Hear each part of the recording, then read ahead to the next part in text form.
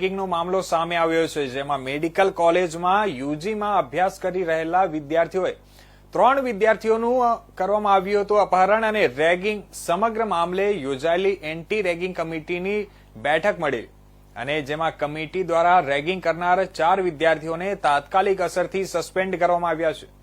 11 મેમ્બરોની committee પૂરી થયા બાદ લેવામાં આવ્યો હતો મહત્વપૂર્ણ નિર્ણય અને ઇન્ટર્નશીપ કમ્પ્લીશન સર્ટિફિકેટ તેમજ કોલેજમાં રહેલા અન્ય સર્ટિફિકેટના નિર્ણયો પણ આપવામાં આવ્યા છે.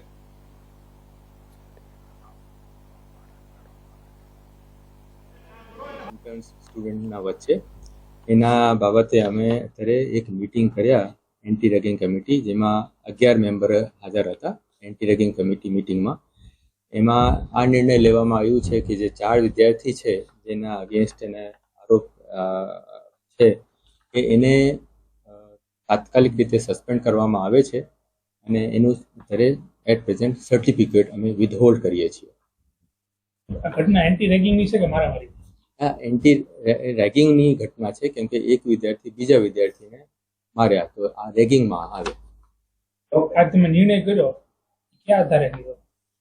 એ અમે જે અત્યારે તો અમે આજે બધું દરેક પોઈન્ટ ઉપર ડિસ્કશન થયું અને એ પછી આ જે મેન કીધું આ નિર્ણય લેવામાં આવ્યું છે.